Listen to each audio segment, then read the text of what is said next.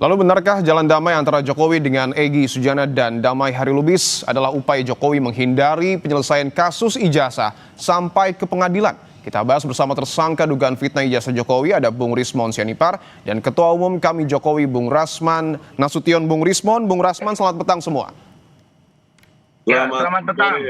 Oke, Bang Rasman. Siap. Bung Rismon, saya ingin langsung tanyakan ke Anda. Beberapa kali Anda menyebutkan bahwa SP3 yang diberikan kepada Egy dan Damai merupakan upaya Jokowi untuk menghindari kasus ini sampai ke pengadilan dan juga pembuktian.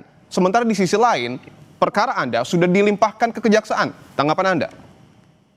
Ya, itu kan dari awal bisa kelihatan bahwa RRT ini menjadi sasaran dari Pak Jokowi, ya kan, diskriminasi.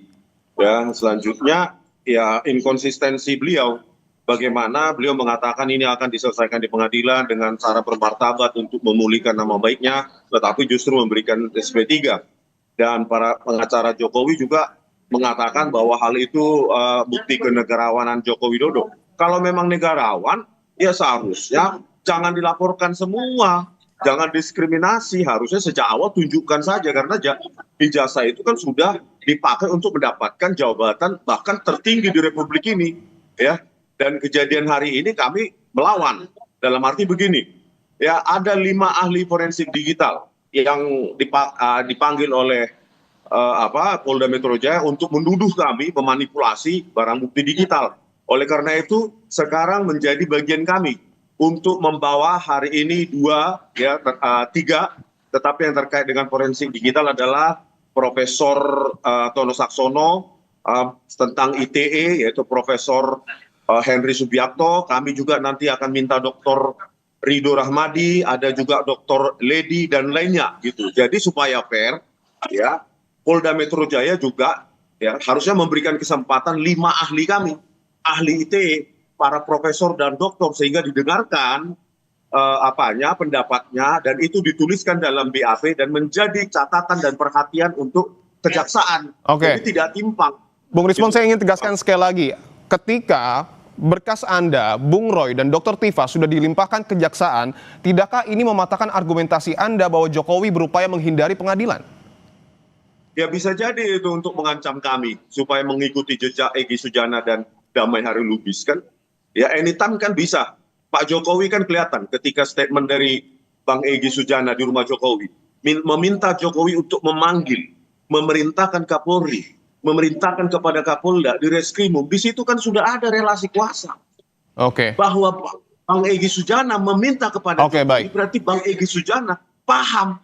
Oke. Jokowi masih berkuasa atas kepolisian Republik Indonesia. Buktinya langsung dipanggil Kompol Sarip untuk memanggil yang ada di situ. Ternyata yang ada di situ itu Protadi dan Kombes Iman Manuka yang sudah ada sebelumnya, sebelum kedatangan Bang Egy Sujana, begitu Bang. Baik, kami sudah menangkap poin Anda. Saya ingin ke Bung Rasman. Bung Rasman, apakah betul Pak Jokowi berupaya menghindari pengadilan, terlebih ketika pemberkasan Bung Rismon dan kawan-kawan dilimpahkan, ini merupakan sebuah ancaman? Bisa Pak, kemana juga nggak bisa pokoknya. Enggak lah. Jadi gini, jangan terlalu lebay ya. Jadi orang Pak Rismon, Roy, Tifa itu dibuat klaster 2 itu karena memang dilihat ada pasal-pasal yang memang mereka lakukan. Nah, jadi kalau dikatakan ini upaya menghindari pengadilan, kan kita dari awal bilang bahwa Pak Jokowi itu justru menunggu di pengadilan. Nah, tetapi di perjalanan berjalannya waktu ada beberapa orang, termasuklah Pak Egy Sujana, yang bertemu dengan Pak Jokowi untuk melakukan restoratif justice. Jadi RJ itu, orang banyak nanya, itu apa sih RJ? Restorasi untuk keadilan. Kemudian, apanya pemulihan? Nah, Pak Jokowi tidak penting bahwa harus ada perkataan maaf. Tidak. Datang selesai, inilah namanya diplomasi tingkat tinggi. Nah, jadi kalau saya, Bung Rismon dan kawan-kawan, kalian itu fokus saja menghadapi peradilan, tidak usah terlalu berpikir akan dipecah belah. Tidak ada yang memecah belah. Saya dulu waktu pertama kali ke Solo juga komunikasi dengan Pak Jokowi. Pak Jokowi itu welcome, wait and see. Termasuk Bung Rismon juga. Oke. Kalau memang mau datang, monggo kita tunggu di sana. Jadi Bung Rasman, kalau saya, ya.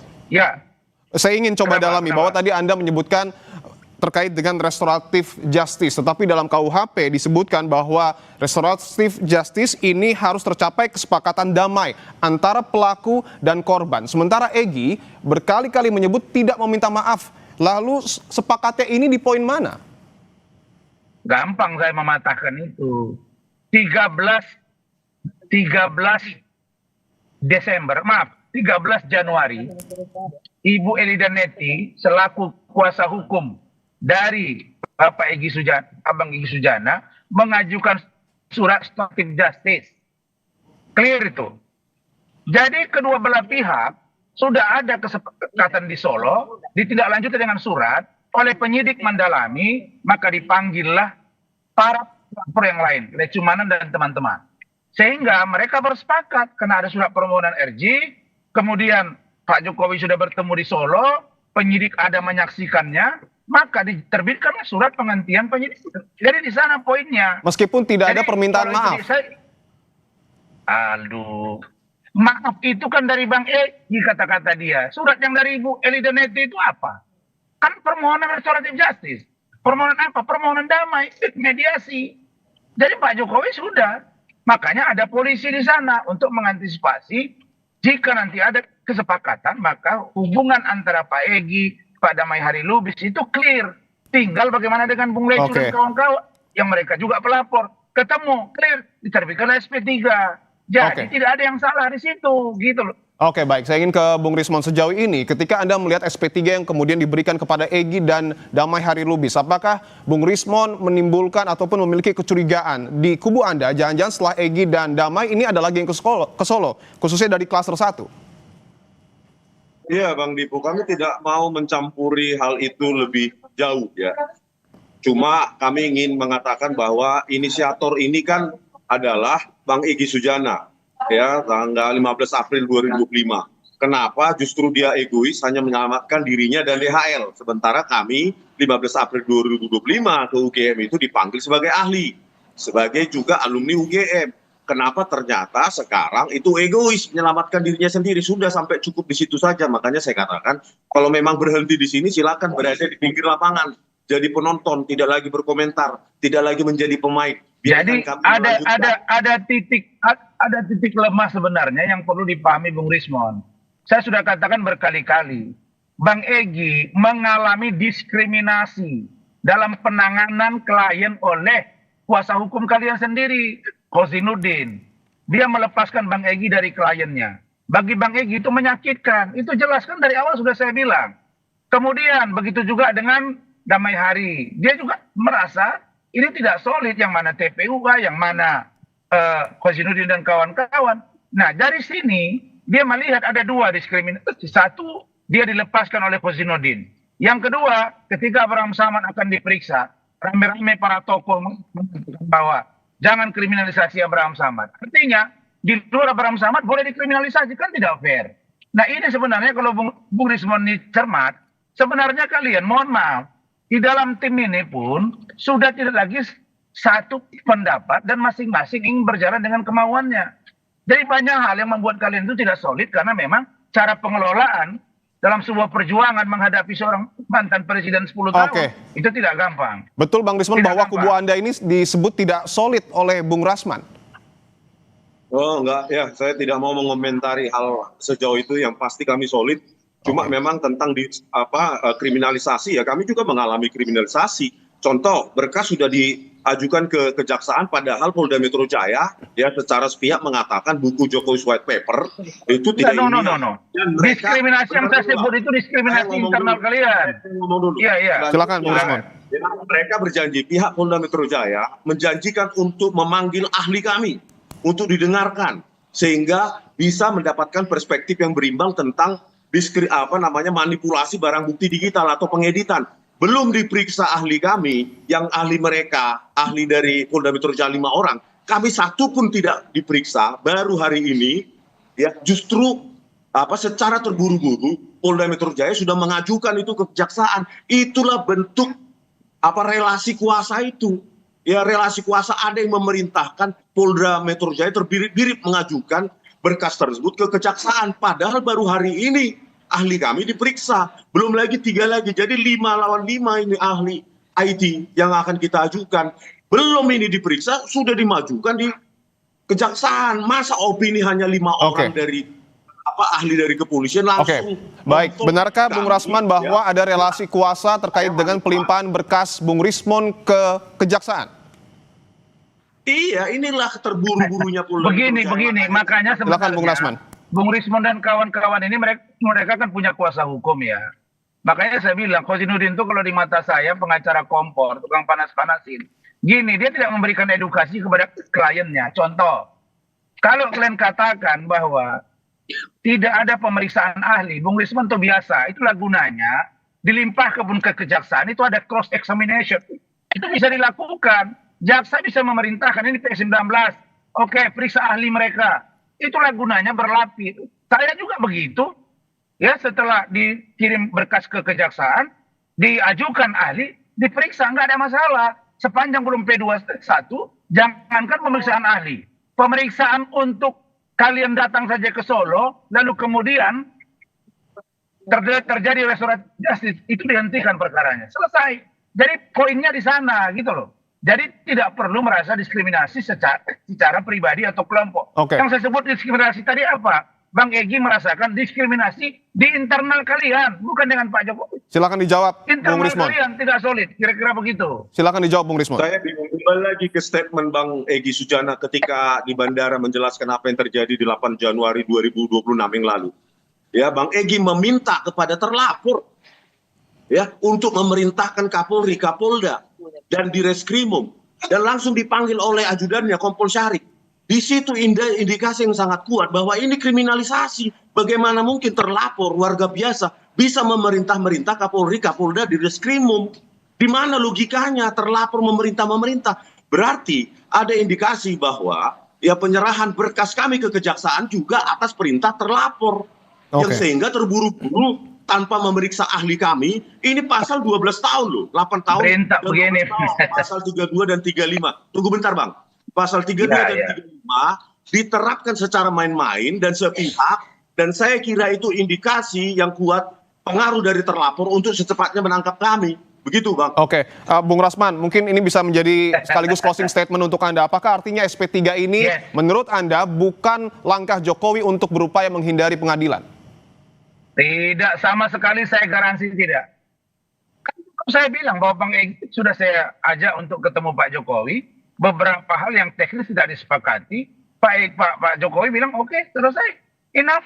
Nah, yang saya mau katakan bahwa kalau sudah begini posisinya, maka persiapkanlah dokumen bahan yang kuat. Sebagaimana yang Bung Rismon bilang, ada 1000 pertanyaan buat Pak Jokowi. Saya pastikan Pak Jokowi pasti akan hadir di pengadilan karena dia korban.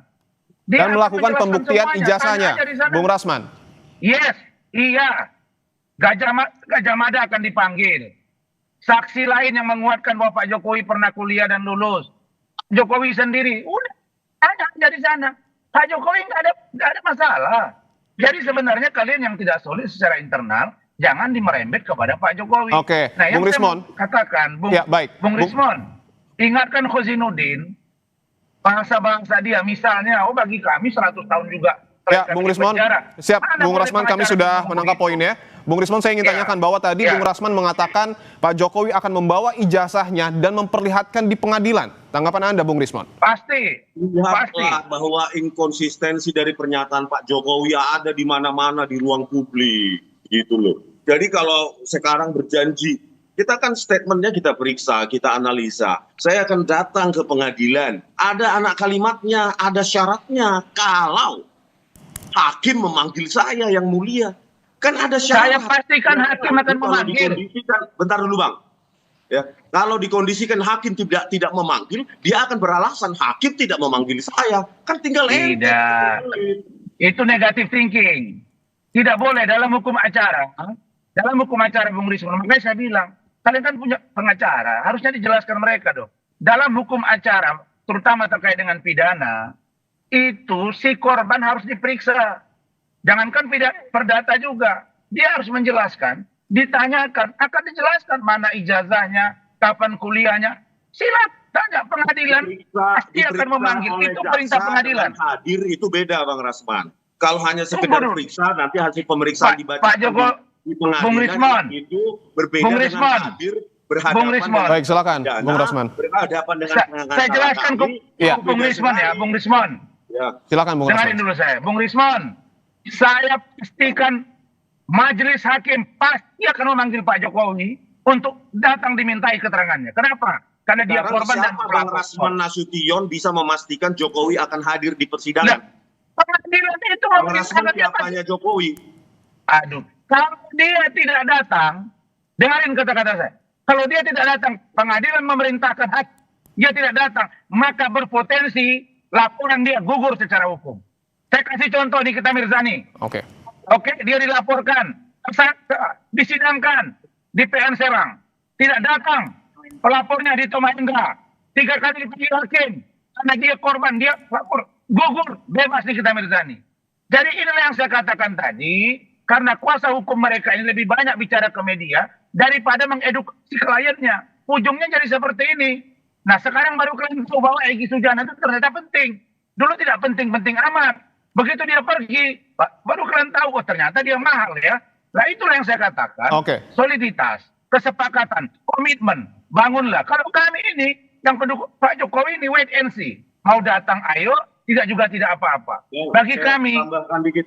damai itu indah. Kalau Itu yang paling ini penting. masalah personal kami, ya, abang jangan nyala-nyalakan PH kami dulu secara prematur. Baik. Kalau Saya ini mengkritik kan masalah boleh. kami pribadi RRT itu kami ke Jalan Kutai Utara nomor 1 di Solo sana itu selesai, Bang, sudah banyak yang nawarin, bukan hanya abang. Baik, abang-abang, kita sudah dapat poinnya. Tentu yang menjadi perhatian adalah bangsa kita. Ya. Silakan terakhir, Bung Rismon. Singkat saja. Ya ini masalah bangsa kita supaya sistem seleksi besok 2029 dan selanjutnya itu bisa diperbaiki. Oke, Jangan baik. ada wapres dengan lulusan cuma nggak lulus SMA cuma pakai surat keterangan bisa mencalonkan Baik. diri. Ini yang bahayanya mereka. Belum Baik, selesai baik. satu Kami kasus. sudah Pak mendapat Jokowi nambah poinnya. lagi ke Gibran. Bung Rismon dan juga Bung Rasman, kita lanjutkan di lain kesempatan. Masa kasus seperti Dan tentu kita ini, akan tunggu proses hukumnya. Terima kasih sekali lagi Bung Rismon dan juga Bung Rasman telah bergabung di Kompas Petang. Iya. Saudara, di tengah ancaman Trump caplok Greenland, Denmark kembali mengirim pasukannya untuk berlatih